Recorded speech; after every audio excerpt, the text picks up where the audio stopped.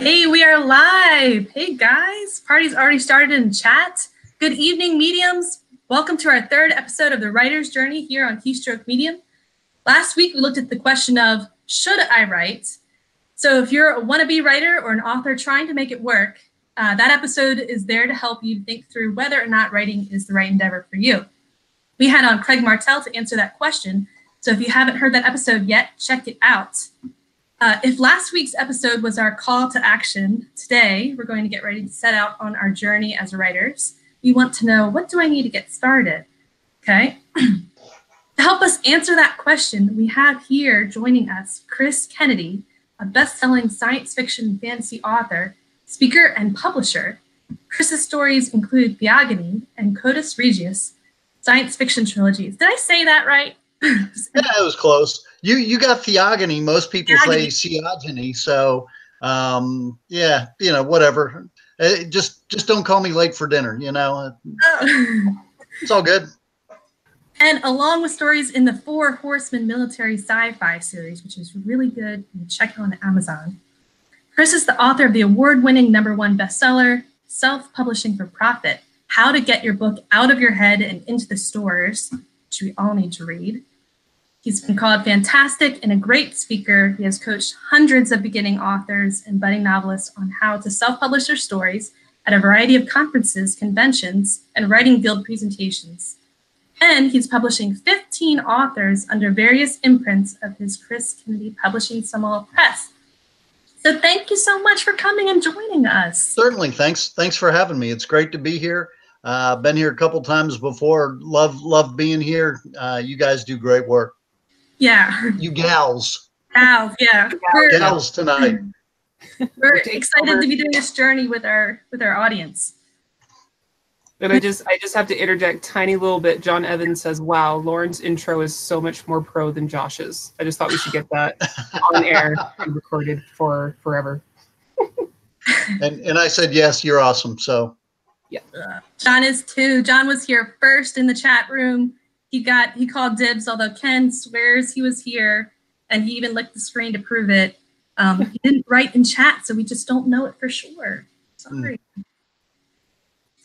So we're gonna do a little bit of an update.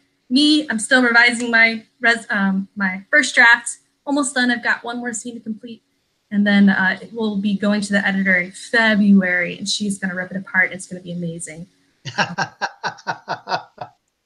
Aileen, what are you up to? I am fleshing out my main storyline. Going to be making some changes. I'm not going to say much more than that, but changes are coming, and I'm super excited. And Chris, what are you up to? I am just finishing up A Pale Dawn, which is the next main storyline book in the Four Horsemen universe. And when you saw me earlier editing, that's the last little bit of Salvage Fleet, which will be out on the 28th. It's the sequel to Salvage Title by Kevin Steverson. Nice. The 28th, you've got 2 more weeks-ish before that comes out, a week or 2? Yeah, 15 days. So 15 2 weeks from tomorrow. Nothing like taking it right to the end. Yeah. Yeah. All right, so our first question for tonight, we're looking at what do I need to get started? And the idea behind the show is that so many times when you get started with some kind of big endeavor like writing, you find out along the way lessons learned the hard way, and you really, really, really wish you'd known that before you've gotten started. So Chris, since you've done so much publishing and you've helped so many other authors publish, I was hoping you could tell us now, early on in our writing journey, what it is you wish you'd kind of known before, so that we can, avoid those potholes, avoid those mistakes, and do things right from the start. That's kind of the idea. Well, I think the thing that you really ought to know, and I imagine that Craig talked about it last week, is, what is it that you want to do with this thing called writing? I mean, are you looking to make $1 million on it? Are you looking to, just see your book on Amazon? Or is it just, hey, this is a lot of fun and I think I want to write? Because, you approach those things differently. If you're looking to go into it as a business, there's a lot more a lot more that goes into it. You know, if you want to become a serious writer, which people have to use the air quotes for, you know, and a lot of training and you know, following blogs and in doing all of those things that a professional writer does. You know, if you just want to put it out and have fun and say, hey, look, I've got a book on Amazon, you know, okay, that's great. And there's nothing wrong with that. You know, there are thousands and thousands of reasons for writing, and, you know, any one of them is as good as any other. I've got 3 kids in college. If there wasn't a paycheck in it, I probably wouldn't be doing it. So, well, or certainly not anywhere near as seriously as I am. Right. So yeah, that's a good point. I think Craig Martell touched on that last week, that you have to treat it as a business. It can be your hobby if you want, and you can treat it as a hobby. There's nothing wrong with that. If you love to write and that's why you write, you know, you write. But if you want to succeed and keep doing it and be able to pay off, you know, those college bills, you have to treat it as a business, right from the beginning. So this is not a question that I'd planned, Keelan, but what does that mean to you, treating writing as a business? Well, you know, I quit my day job, so it is my business. It's the thing I do. It's not something that I try and work into everything else of normal daylight. You know, it's something that I start out doing in the morning. I get up at 6:45 and I walk across the hallway to my office and, you know, start the day. It's not, you know, sleep until 10 o'clock and then get up and have a coffee and maybe I'll be ready to write by afternoon. You know, it's something that I take very seriously. The first 5 years that I was doing it, even when it was just a part-time thing, I started out every day for the first 30 minutes by reading writing blogs or blogs on the business of writing, because I wanted to both get better as an author and as a business person. I didn't come from an English major background, you know, so writing was something that I had to learn as I went along. So I spent that 30 minutes every morning, you know, reading blogs on how to get better as a writer, because I was taking it seriously. And then, you know, the business stuff as well, how to sell books, how to get good cover art, how to, you know, find an editor, you know, all of those things that go into making it a business or, you know, taking it seriously. And there's a lot. You know, it was one of those things where, you know, they say 81% of people have a story they want to tell.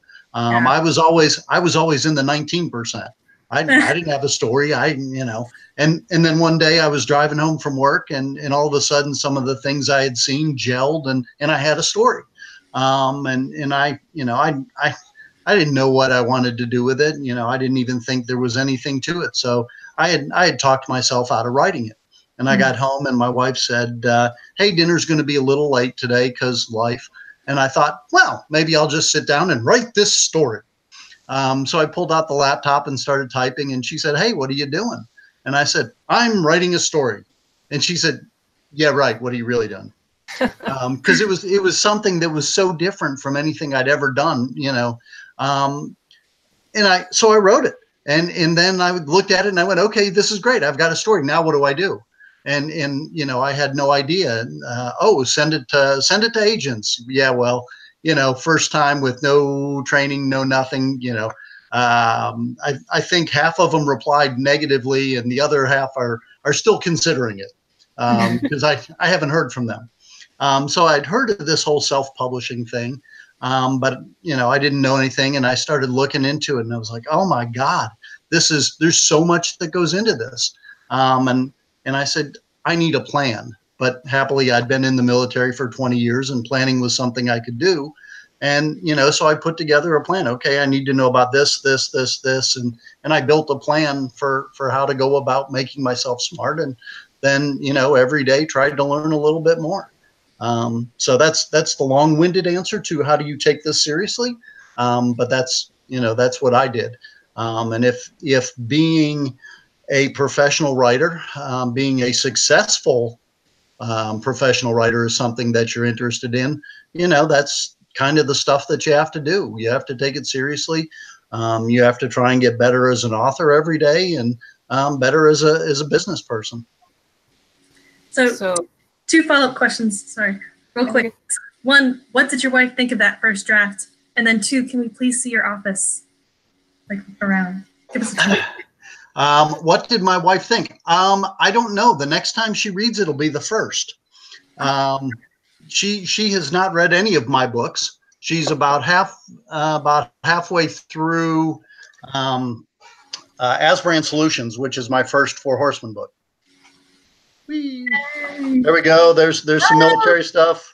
My helmet, old helmet from flying A6s. Hey, look, there's Janice Aries, first real successful book. And there we go. Right, Kayleen, you go. So, well, I was just going to say, for, what you really need to get started initially is that mindset of, okay, I'm going to sit down, I'm going to write these words, because that's really where it starts. You can't market it, you can't give it to editors, you can't find covers for it, figure out what the genre, all of those things until you have a story. You can fix anything in editing except a book that hasn't been finished. Yep. Yeah. So the mindset to write, and then you write. It'd definitely be like the number one for what do you need to get started. Is from everything you were saying, that's what I heard. And then from there, absolutely. Yeah. After you have that book is when you start, okay, taking it into a business, what do I need to promote this? It's going to need a cover, it's going to need editing. Well, I would say that after you finish the book is not the right time to start doing the other stuff, because the single biggest failure, the single biggest reason that I've seen people fail is they fail to market appropriately. And you spend all this time doing the book, getting it edited, getting a cover, you put it out, and then people start trying to market. But that's the wrong time. The right time to start marketing a book is actually 4 to 6 weeks ahead of time, or 4 to 6 months ahead of time, because you've got to develop a following so that when the book comes out, people are ready for it. It's one of those things, and in marketing, professionals say that in order for someone to buy something, they have to see it 5 to 7 times or something like that. So that's something that if they haven't seen it when it comes out, they're not going to be ready to buy it. And by the time they've seen it 5 to 7 times, it may have fallen off of Amazon because nobody's even looking for it. So it's important to start doing the marketing thing early on, and in building that following so that when it comes out, you can say, hey, I've been talking about this book for, months now, it seems like. But here it is, and I'd really appreciate it if you'd take a look. And is everybody going to go take a look at it? No, but if you've been working with the folks and you've been talking with them and you've developed a relationship, some of them will, and they'll go buy it. And then you say, hey, if you really like it, I'd really appreciate it if you'd leave me a review. And is everybody going to review a book? Absolutely not. But if you have this relationship, some will. And that's the kind of thing that gets you started, are those initial sales and reviews. And that's all through, developing the relationship with your readers. And that's not something that happens overnight. And by the time you put the book out, if you don't have it, it's going to be too late. Yeah, that's sorry. Is that advice you'd give to a debut author too, or to Absolutely. It's even more important for a debut author because nobody knows them. People want to do business with people they know, like, and trust. And as a debut author, nobody knows you. Nobody knows if they're going to like what you do. And nobody knows if they can trust you to put out a good product. I mean, there's going to be 1 million books put out on Amazon this year, just by the self-published people. Are there good ones in there? Absolutely. Look at the Four Horsemen universe. But there's also a lot of crap. and weeding through the crap is hard. And if you see some author that you've never heard of, you're going to go right by them. That's why I'm saying, you know, you need to develop that relationship. You know, if I've been, you know, talking with you, you know, you've been following me, and you know me, you know that I'm a hard worker, and I'm probably going to put out something that is quality or is as quality as I can. And, you know, you're going to be more willing to give it a shot as a debut author.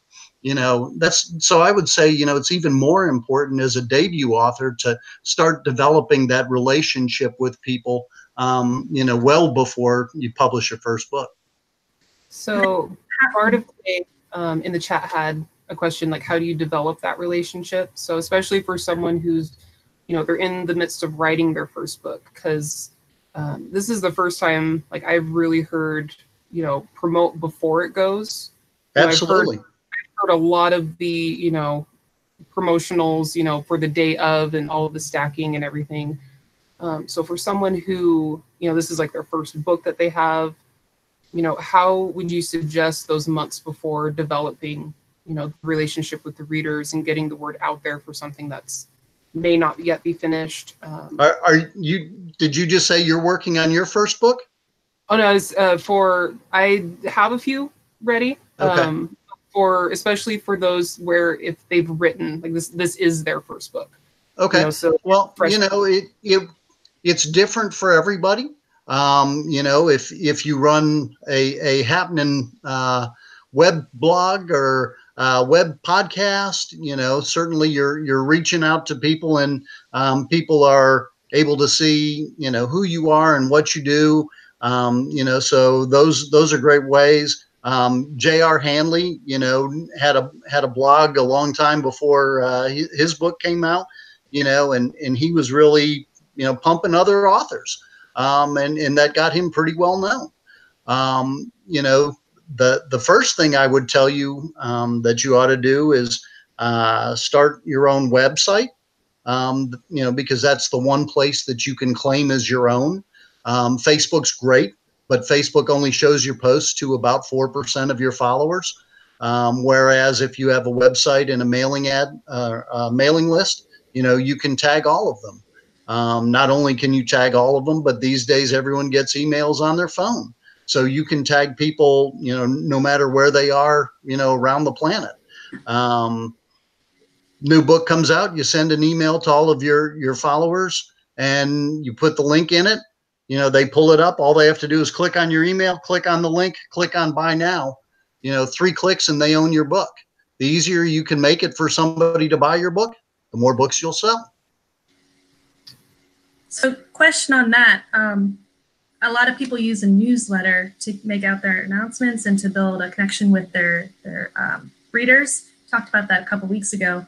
So how would a debut author start building a newsletter? Is there a way to do that, or is that something you worry about further down the line? Well, you know, it's when you're just starting out and you're not really known for anything, it's important to try and be active. There are tons and tons of groups on Facebook, you know, in your genre, no matter what your genre is, you know, so join some of those groups and get your name known. You know, some of them will let you make posts on promotional stuff, some only, you know, on certain days, but start your website. Tell people to take a look at the website, you know, when you can. Talk about it on Facebook. The best thing to do if you're trying to get somebody to sign up for your mailing list is to give them a gift. Give them a free gift. Everyone likes free. You know, so write a short story in the universe that your book's going to be set in.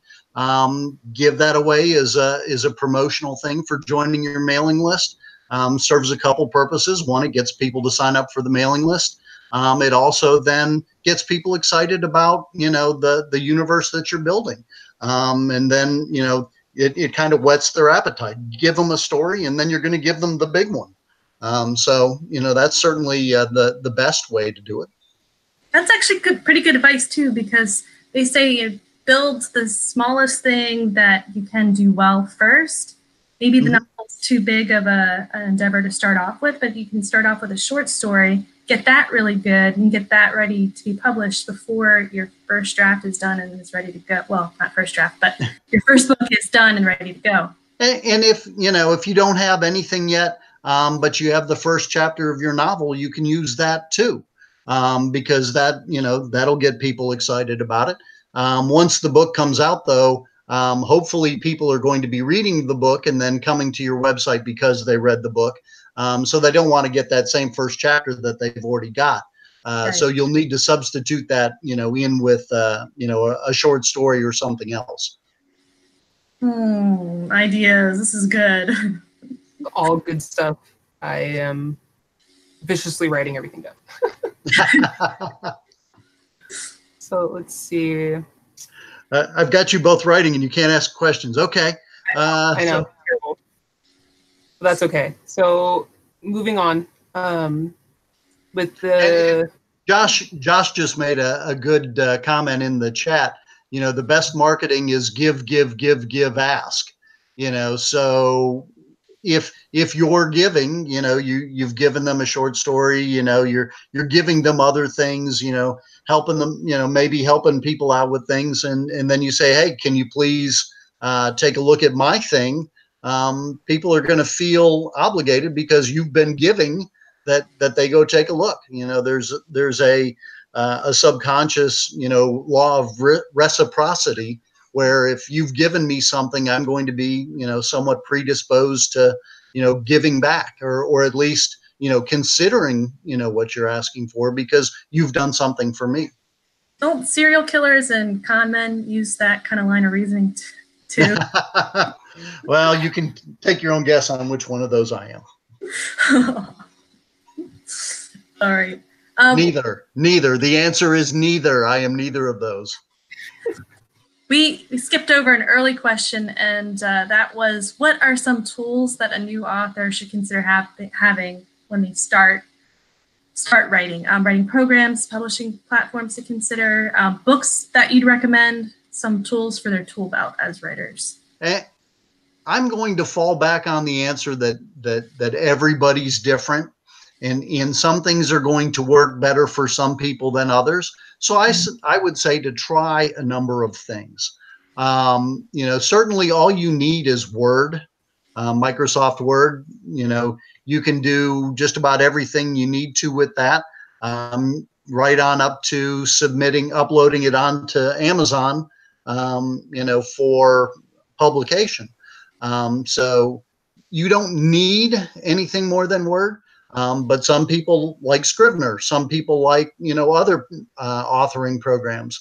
I personally hate Scrivener, but I know tons of people that, couldn't live without it. And that's so it's whatever works best for you. And I would say try lots of things. Some people are really good using talk to text.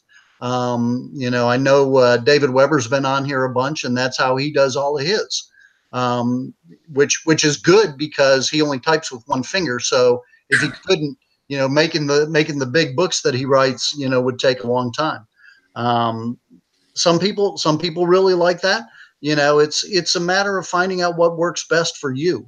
I use Word because that's what works for me. And then, like I already mentioned earlier, it's important to continue to develop your skills. There are tons and tons and tons of books about writing. Take all of them with a grain of salt. I think the one thing that it's important to remember is anytime anybody tells you there's only one way to do something, they're probably trying to sell you, because there's no one way that works best for everybody. Whether that's learning how to write, whether that's, how to publish, when to publish, what to publish, everybody comes at this writing thing from a different place. And everybody's going to experience it a little differently. Everybody learns differently. So, books may be right. It might be good to sign up to a couple author blogs that work for you and seem to be providing good information. You know, there's a variety of different ways to go after the information. And I would say, you know, web search on the things that you're trying to figure out and take a look at a number of different things before you necessarily go all in on one. Mark Wandry says, OpenOffice cost me 12,000 words of a manuscript once. Now it's Microsoft Word and Google Backup and Sync. Always backup. Save like a mad dog. Yeah. You know, backup, save.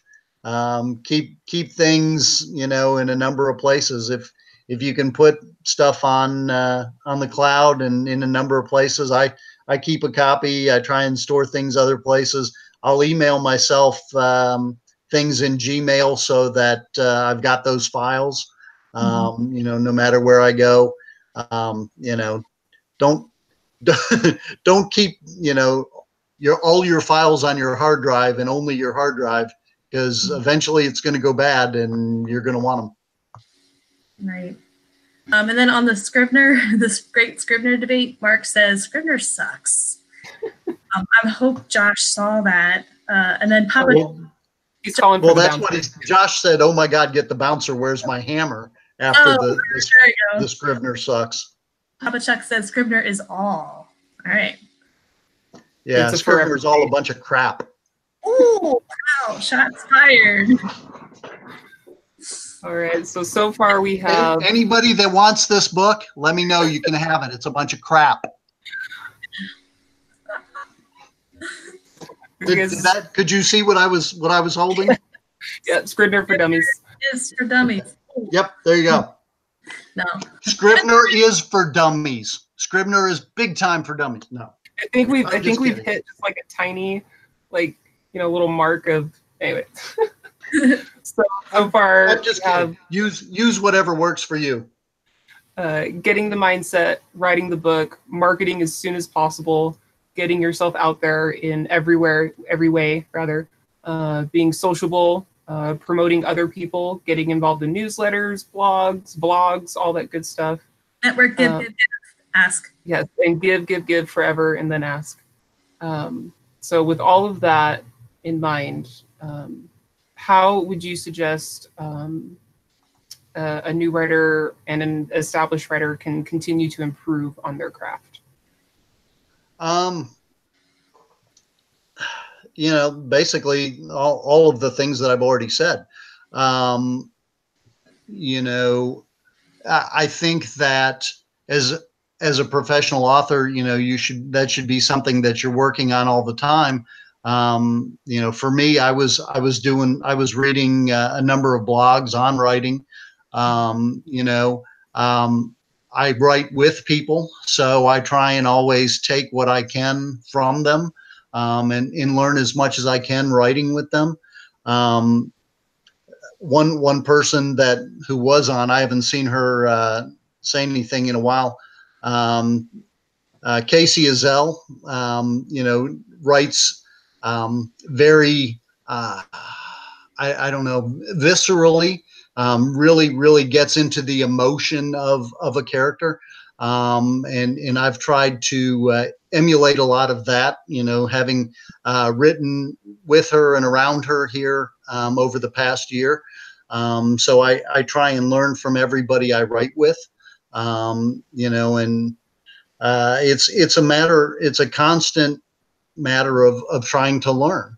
You know, when I send the books out, my books out to get edited, I always try and take what the editor has said and learn from it and work from it. You know, and when I was first starting out, when I'd get something back from an editor, I'd make a list of things to check for next time. You know, how many times did I say the word just about 100? You know, or the word really. You know, everybody has their own words, their own comfort words, their own filler words that they use. So that is a big one. Right, Mark?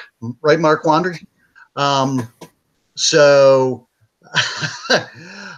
you know, so it's a matter of continuing to use all of the tools you have, whether that's getting a book on writing and reading it, whether that's reading blogs, whether that's working with other people, use all of the tools. So always stay open to learning.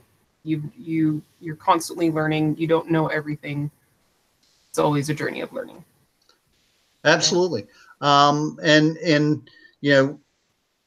the more you do it, the more you write, the better you become as a writer.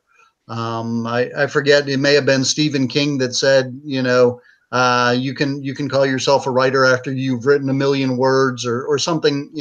There's a 1 million word target in there, and after that, you're finally probably about ready to be an author. I don't know how many people have written 1 million words, but that's a lot of words. And certainly I have, and now I can honestly say I'm a lot better than when I started. Even after a couple of years, I put out Red Tide, and 2 years later I went back and read it, and I went, oh my gosh, this is awful. How did people read this? How did this ever sell? This is horrific. And I was so embarrassed by it that I had to go back and put out a second edition, which even that didn't fix all of the issues that it had, but at least it made it better. And yes, Mark got to 1 million words in 4 books because each of them were about 6 inches thick. I keep some of his books around as doorstops for when the wind's blowing, so. Or you could be Harper Lee, and the first book you publish is this big success. Not the first book she wrote, but yeah. The first book I wrote and published did well. It sold 5,000 copies, fairly quickly, which that was before page reads and all of that. So that was pretty substantial. And I told you my wife didn't really know what to do with this whole author thing. I saw her about 6 months later, and I said, hey, look, here's the first check for Ryan to go to college. And she's like, where did that come from? And I said, well, that's the royalty checks from this book. And she's like, what are you doing? And I said, what do you mean? She said, get over there and get writing. Why are you not writing? Yeah, why aren't you writing? So it kind of went 180 degrees. So the more you write, the better you get at it, and really that is the best way. Keep writing, write more. What's the best way to sell more books? Write more books. Yeah, Jason Cordova says it takes 1 million words to get all the crap out of your system. Yeah. John says about 10 books-ish. And yeah. And then Mark said he did 4 books. He did it in 4 books. Yeah, he wrote some 250,000 word books. Nice. I'm not kidding. Words. Oh, that's good. So Dean Floyd up here. I've got some of them in the boxes sitting behind me, which I didn't show you that part of the room because it's a disaster. That's where all the doorstops are. Yeah. But I've got 10 boxes of books on the floor behind me. That are my go-to-con books. Oh, could I ask about that? Go ahead, Keeleen. I want to hear this question. So Dean Floyd had a really good question. What is a failure you made in your author career that set you up for success later? Which I thought was an interesting. We all. Okay, I've got a great one. So I was writing science fiction, and I was doing really well, and I wanted to write a fantasy book. And despite the fact that I told you all about, hey, you got to start marketing 4 to 6 months prior, doing all that stuff, building your audience, blah blah blah. I thought, hey, I've got this great audience, and all these people are reading my books. This is wonderful. I'm going to write a fantasy book, and everyone's going to love it. Well, not so fast. I wrote a fantasy book.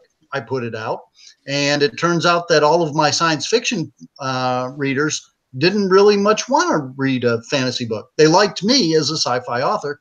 They weren't really interested in fantasy.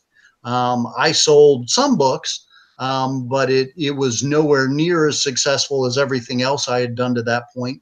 And not only that, it also took me out of the science fiction realm for about 6 months because I was putting out a book about every quarter.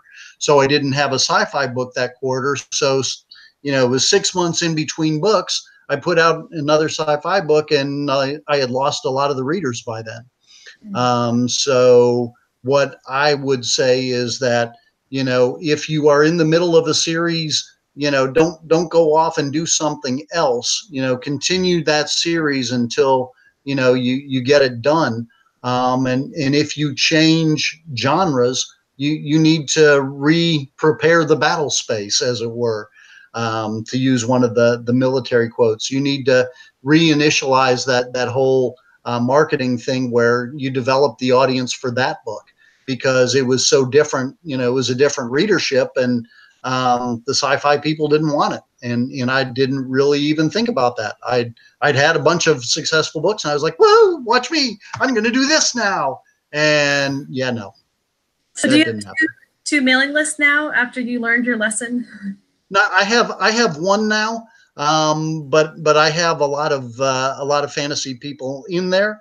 It's a little bit different because I'm a publisher, and I am still publishing fantasy as well as science fiction. So most of the people in the mailing list put up with one half of it so that they can get the other half.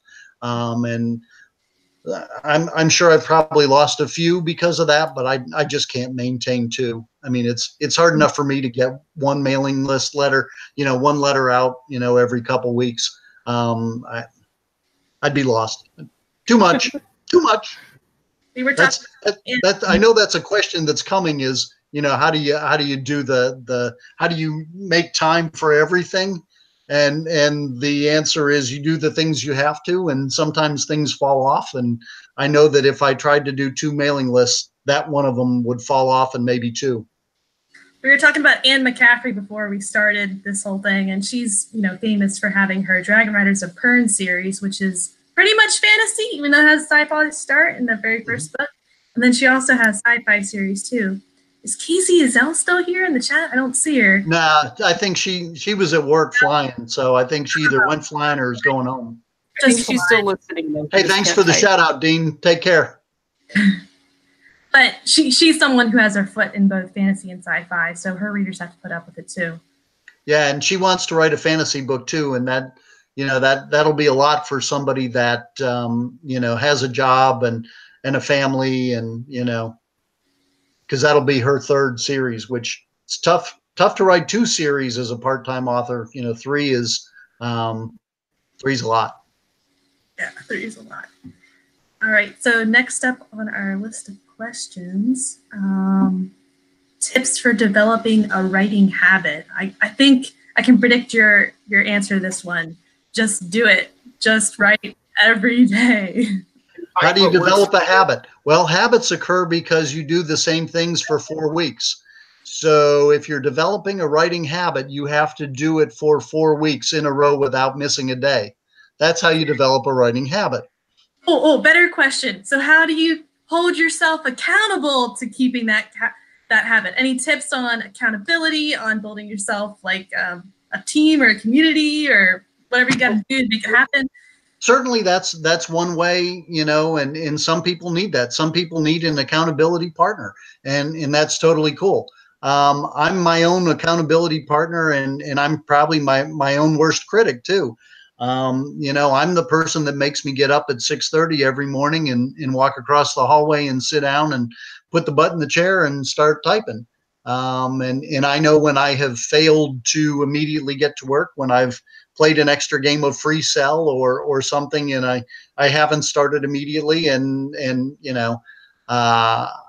would say that my military background serves me well for that and being disciplined, but I am disciplined on my own.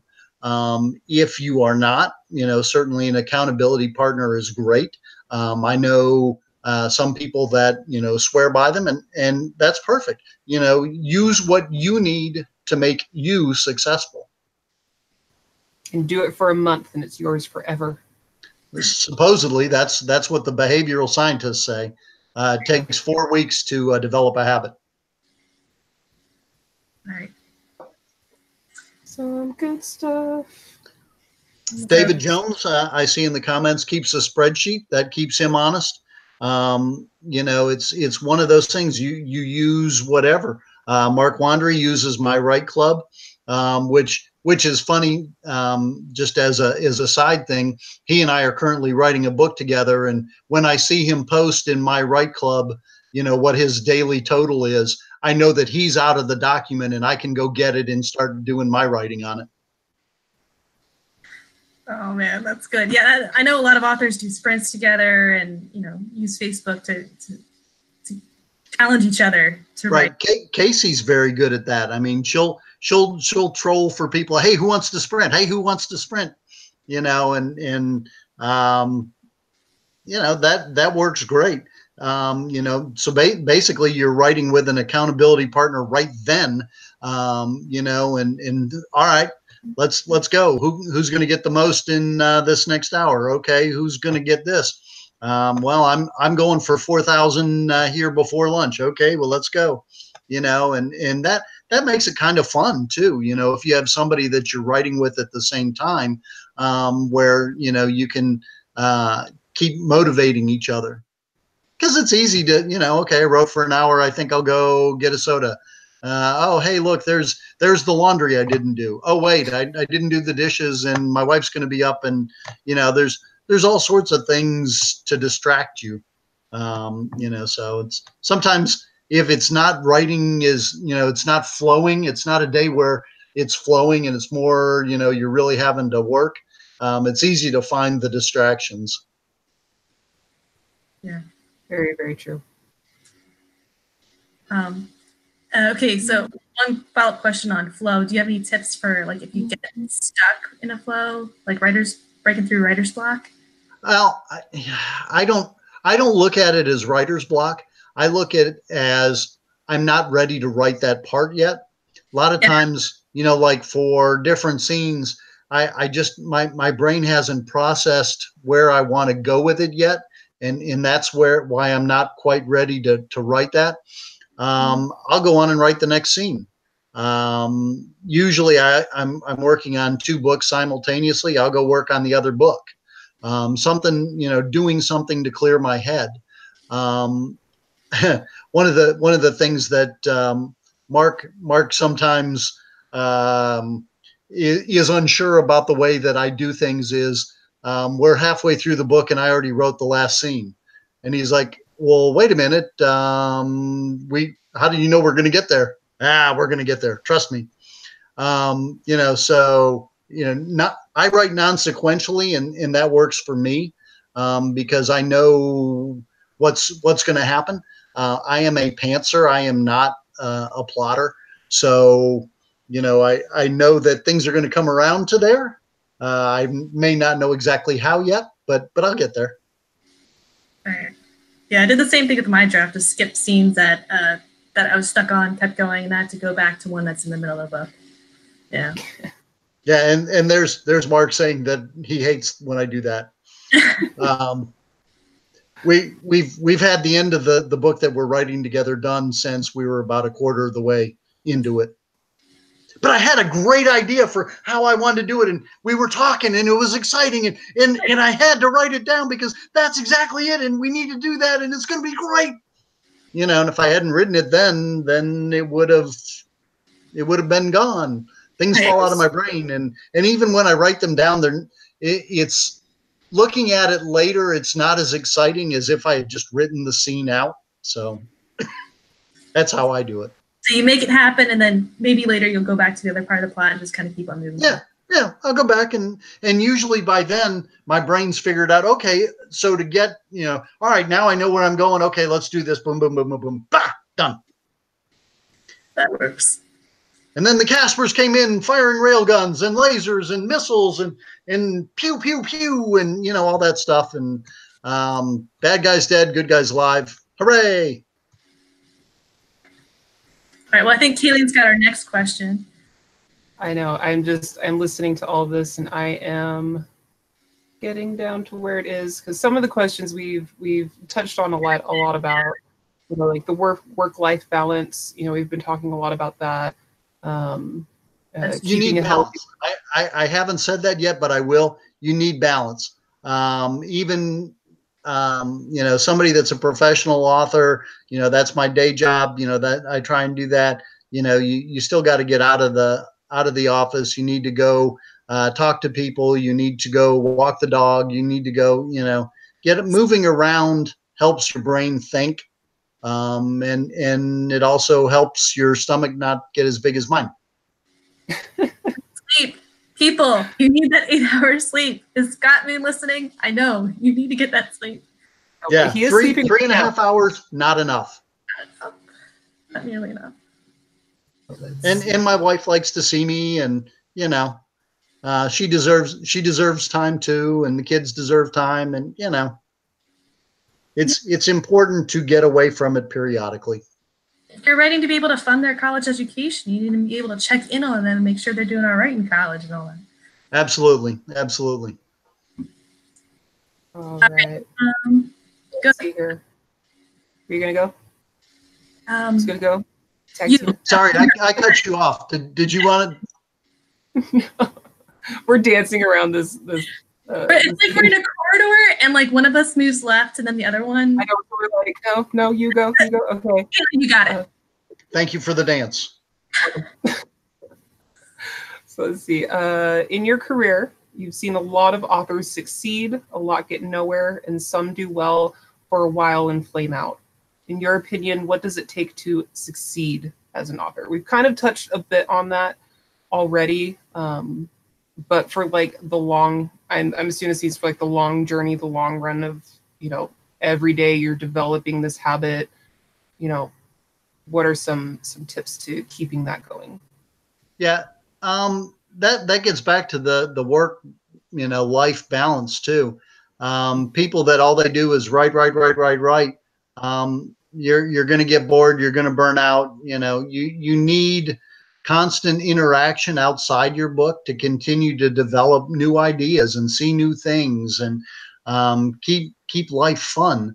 If all you do is write all day, it's going to become, when people start writing, it's fun. I'm doing something cool. I'm doing what everybody wants to do. It's awesome. It's great. Hey, I quit my day job. Yeah. And then they get into writing, and it changes when it's your full-time job. It can still be fun, and it still is fun, but there's a lot more riding on it when you go from it just being a part-time thing to being a full-time, that's your gig. If you don't write, you don't eat, and there's no roof over mama, and bad things happen. But you still have to get out, and you still have to enjoy life, because that's where you get ideas for the next book. And reading helps. Read a book, read something outside your genre, read something inside your genre. It's good to stay up with what is currently going on in the genre, but it's also good to take a look outside it and get some new ideas. Yeah, very good. Always keep reading. Always. Right, and Casey nailed it. It's a marathon, not a sprint. You can't sprint all day, every day, or you burn yourself out. A little progress every day. Keep making it happen. And Papa Chuck adds in, it's all about forward momentum. Yeah. Yep. Absolutely. Do a little bit every day. If today is a day where it's really hard to write, do you have editing to do on your other manuscript? Do you have, can you be working on the cover? Can you make progress somewhere, even if it's not doing the actual writing? And then, get the writing later on today or tomorrow morning. Don't let it go and go and go. But, if there are times where, it's really hard to write right now, but I've got this other manuscript that I got to edit, I'll go work on the editing until my brain clears, from whatever it was working on, and I can write again. Mark says, I shoot for 4,000 to 5,000 words a day, which to me is like, ooh, really impressive. But even he's also a full-time author too, though. that's true. So that, you know, he needs to write just like me. My goal is 4K a day. How'd you build up to that? How long did it take you to build up to that 4K a day? I was doing that as a part-time person. I mean, like on Saturday morning, I'd start writing, and you know, I'd have that by lunch or right after. And on, you know, some Saturdays, you know, if nothing was going on, I'd write till dinner, and I'd have 6, 7, 8,000 words. So do you, I know we ask this, everybody sort of gets asked this, do you have a planning phase? So when you're getting those 6, 7 potential 1,000-word counts, do you already have an idea of where the story's going, or is this just all coming out of you from the wayside? No, I have an idea of where the story's going. You know, I know, when I start writing, I know where it's starting, and I know where the end is, and I know plot points along the way. And you know, I'm working toward the next plot, you know, the next thing that I know, and how do I get there? And you know, if I am stuck there, I'll jump to the next one and pick up there and run with that for a while, and then jump to the next one and pick up there and write for a while. Keeps it interesting. Just pogo stick your way around the story. I love it. Love it. Yeah, it works for me. It doesn't work for other people, but it works very well for me. You know, I know some plotters that do that, and they'll plot out, you know, okay, this story is going to have 20 chapters, and in chapter 1, this is going to happen. In chapter 2, this is going to happen. And then, you know, since they've already plotted out what's going to happen in each of the chapters, you know, they can jump right in and, you know, work on that chapter. But the characters still need to speak. You know, their voices need to be going. Your imagination needs to be flowing. And sometimes it is for certain scenes, and then it isn't for others. So I guess you just kind of skip that one and come back to it later when your spirit moves you. Yeah, I'm feeling very Sansa today. I'm gonna write her chapter, and you know, or no, I'm feeling very Nigel Shirazi today, and I think I want to kill something, and I hate all aliens, and therefore they're all going to die. And then does that work if you have a collaborator? Like, is that why Mark was saying that kind of drives him crazy when you skip a scene? That is true, yeah. Because with everybody having like sort of like their own little process when you're collaborating, if you're a pogo writer, you know, someone who's like, okay, we're going to go A, B, C, but you're like, no, dude, we're going to G today. And they're like, no, we're still on B. Well, we each have our own spheres that we write, our own characters, and you know, so he can be writing his person, and I can be writing mine, and you know, we'll make them match up when they get to each other, and sometimes you know, it takes a little bit of tweaking to make it work when, you know, when the other person gets to where the first person was. But that's part of a collaboration. And a lot of times when that happens, we end up with something that's a lot better than what either of us were doing, you know, going into it. And that's really one of the most fun things about a collaboration, especially with Mark that I've done. You know, we'll be working on something, and he'll call me or I'll call him. Usually it's him calling me, because like last night, you know, we're typing back and forth and trying to work something out, and he just called through Facebook, and we went, okay, well, what about this? What about that? What about this? What about that? You know, and we bounce things off each other's head, and, you know, okay, well, I want to do this. Well, yeah, that'd be great. If you do that, then I can do this, and then this will happen, and this will be really cool. Oh yeah, and you know what? What if we also, you know, and by the time we've gone back and forth a few times, not only have we come up with something that's even better than what, you know, either of us were going to do, we both also remotivated each other to the point where we're like, oh yeah, let's go type, you know, and it's a lot of fun. You know, yes, working with somebody else can be challenging at times, but if you have the right partner, it can also be a heck of a lot of fun. You know, you get that synergy where, you know, it ends up better than just the sum of the parts, and certainly that's something, you that Mark and I do a lot. Yeah, he said, I wish we could live one of those things. Because it would be funny to watch the two of us, doing that. Hey, but what if this? Oh, no, even better. Let's kill so and so. Yeah, that'll be awesome. Yeah, A great sorry. idea. No, you're good.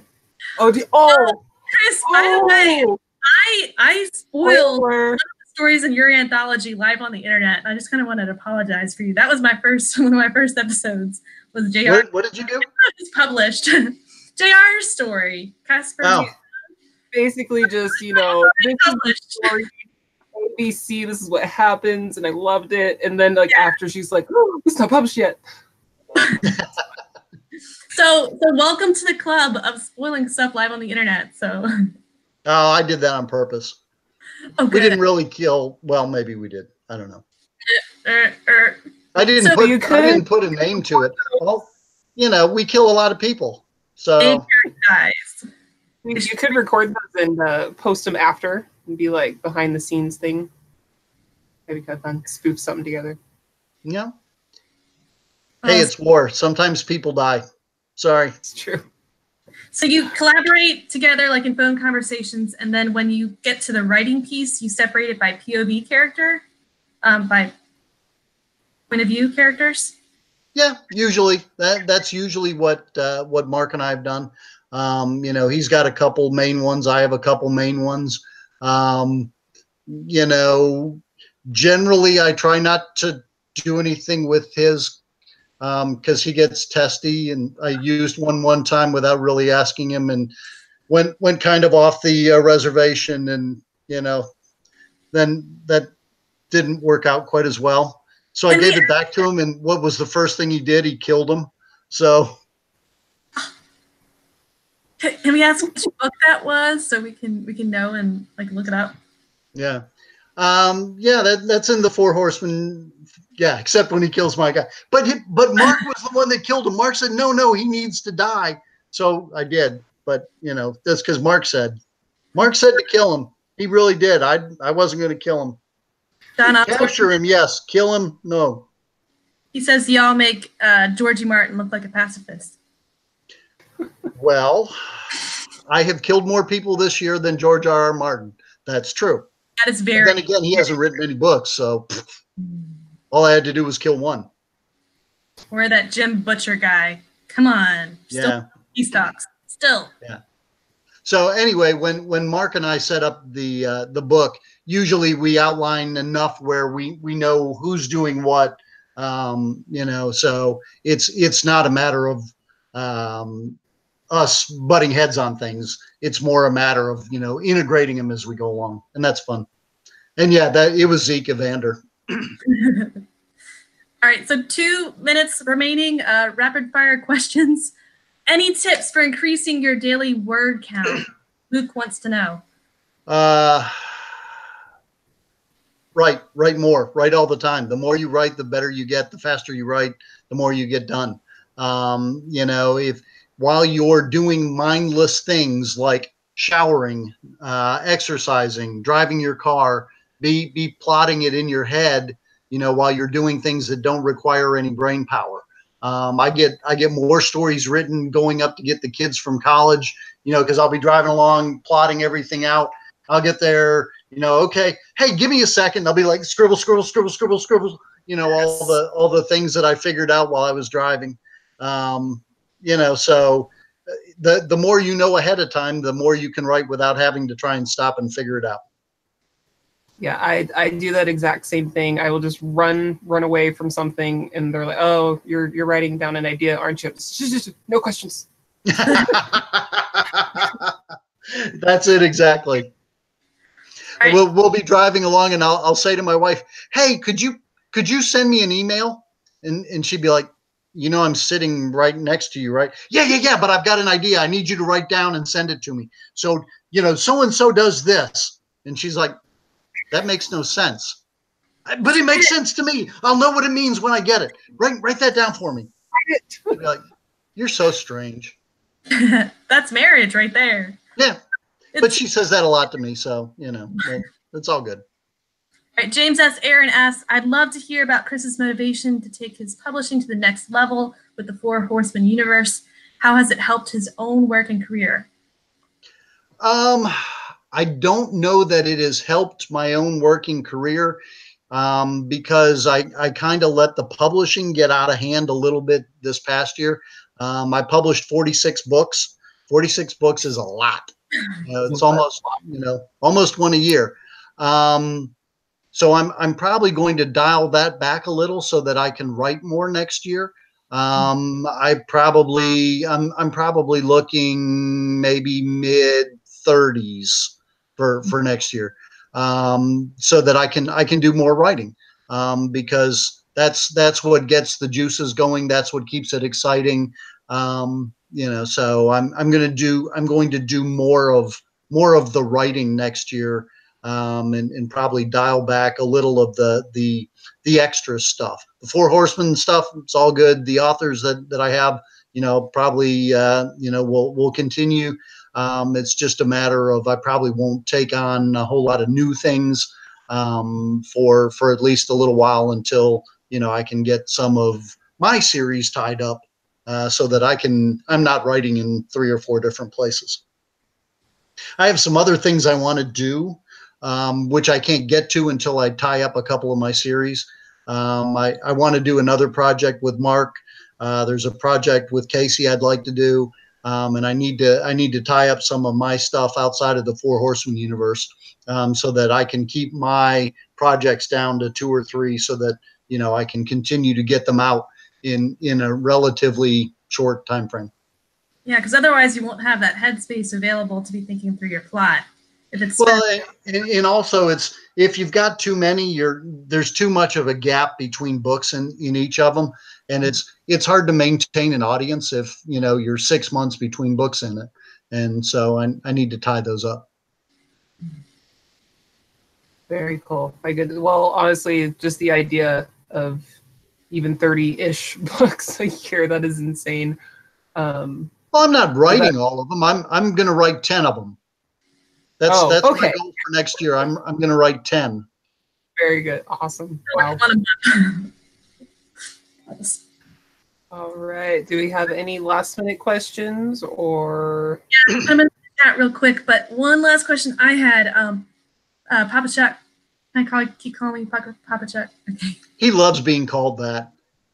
He recently made the point in one of our company meetings that most new authors think they have to do everything themselves, but one of the main keys to success is building a team around you and not doing everything yourself. So getting that editor, cover designer, blurb writer, building that team. You've had lots and lots of experience building teams just like that, and I know like your Navy background helped you into working on teams too. How would you recommend an author go about making their own team? Well, that's actually, I was talking with somebody that's in chat right now about, a book, and he said maybe he was going to go ahead and publish it himself. Excuse me. And I said, actually that's a great thing to do, especially as a young author, because it lets you see all of the different pieces of putting a book together. It lets you see the cover design, it lets you see the editing, and in some of the marketing as well, so that when you're working with a publisher, you understand all of those things. What I would tell people is to do the things that make you money. If you're good at doing the editing, if you're good at doing the cover, great. If you're not, try and outsource those things. Do the things that make you money. As an author, most of that is writing. You're an author because you're writing. That's what you do well. Some people can do the covers, some people can't. There are loads and loads of ways to do covers. There are loads of ways to do editing. That question you just asked me, I could spend about 2 hours on. How do you put together art? Well, okay. There's a number of different ways that you do it. You can find good artists at conventions. You can find them on the internet, places like DeviantArt. It sounds like a bad place to go, but it's a great place for artists. I found one of my artists there. There are services like 99 Designs, which is where you do a cover via a contest. Right. There are tons of pros that are on Facebook that, follow them and get talking with them. There's tons and tons. Yeah, you find them in Thailand. The guy that does the covers for the Four Horsemen is in Thailand. We call him Thai Guy.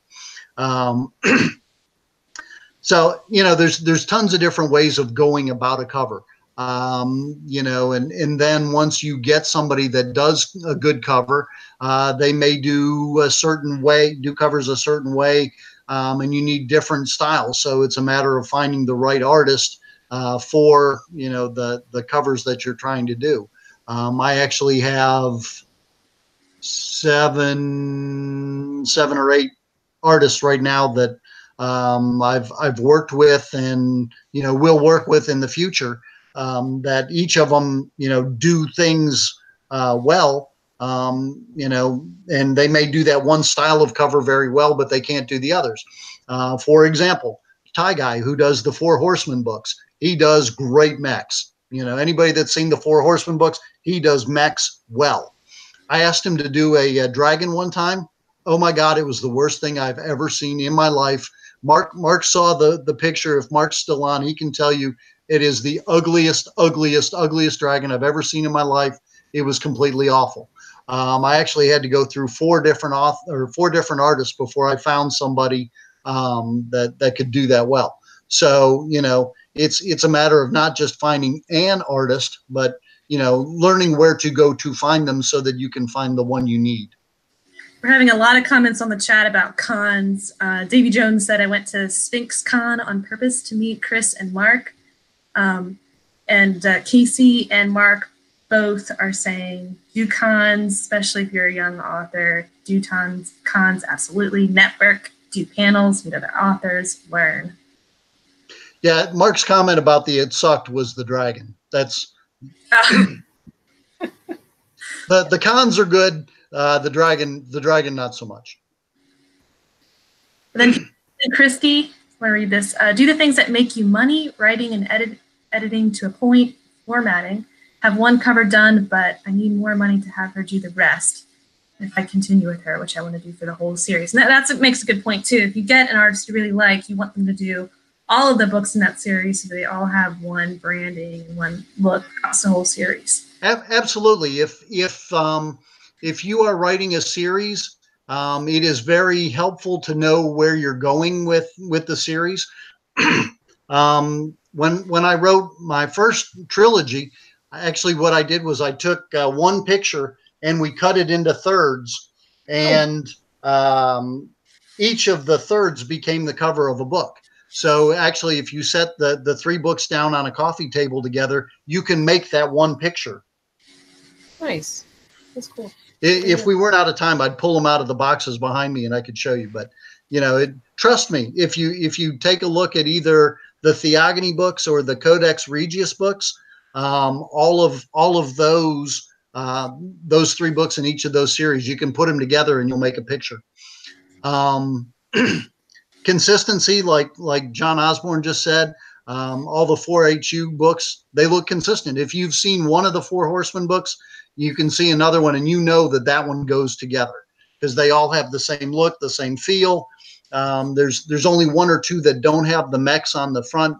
That's because there weren't mechs. They were before, the people got the mechs, but all the rest of them, have a very consistent look to them.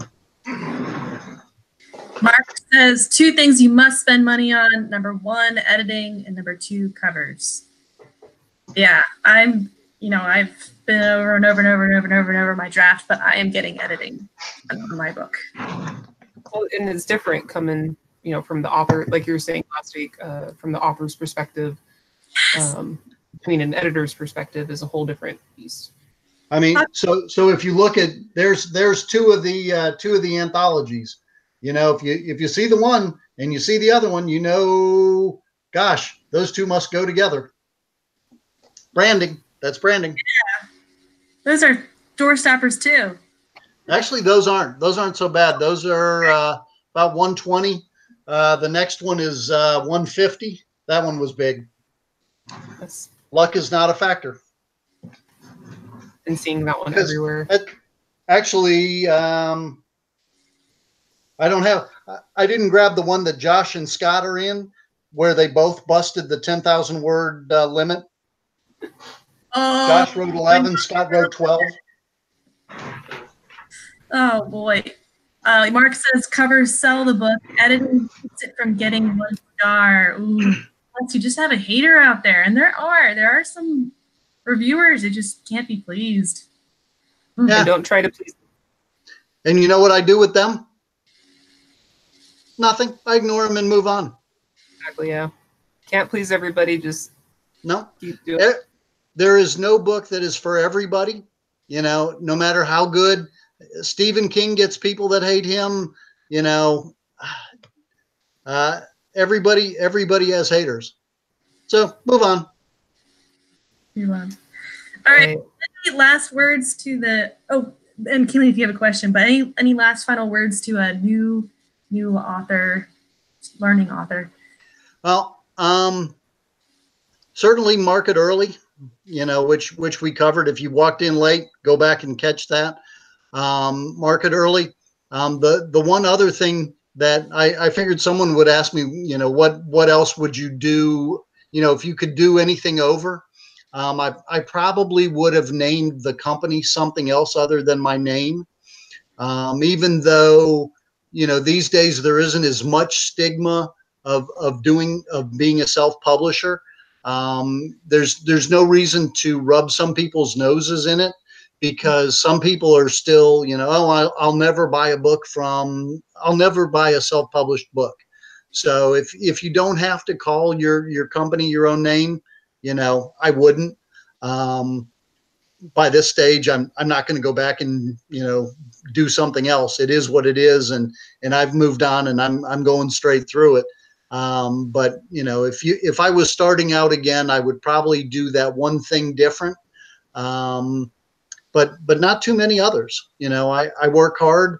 I show up for work every day. You know, try and do my best. Try and learn. I try and network with people so that, you know, I can help them and they can help me. I'm a firm believer in a rising tide lifts all ships. You know, and part of what got me started was that, you know, I reached out to other authors and I said, hey, I'm about to publish this science fiction book. I know you write sci-fi. You write a lot like I do.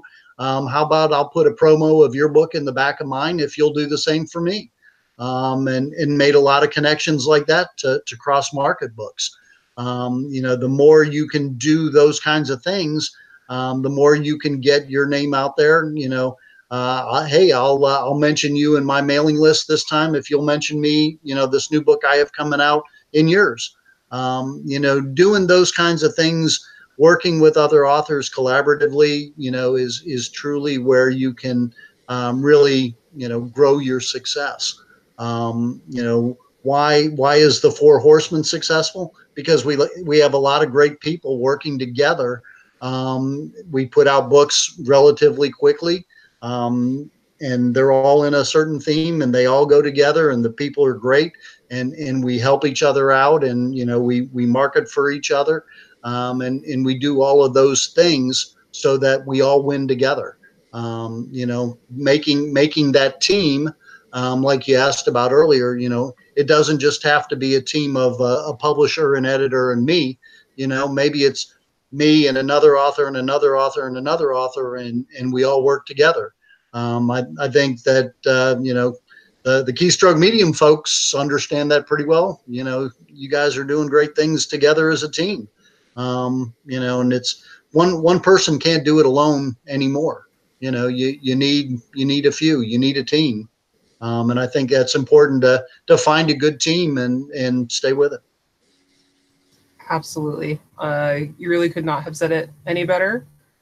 And thank you so much for coming on and sharing all your wisdom and enjoying all of our great shenanigans. Absolutely. Thanks for having me. Hopefully I hope, you know, helped some people out. They can always come find me at chriskennedypublishing.com. You know, I will answer questions. You know, I like to help people that are starting out. Well, Kayleen and I, we've been helped already, and I know we have too on our writing journey. We've gotten some really great tips and strategies. So thank you very, very much for coming out. Certainly, my pleasure. Thanks for having me. We'll have to have you again. And we're 15 minutes over. So we probably should close it out, even though we want to keep going. So for Lauren Moore, I'm Kayleen Williams. Thank you for joining us on the Writer's Journey. Be sure to come back next week and join us. We're going to talk about some reading. We're going to talk about some writing and everything else in between. Good night, everybody. Good night.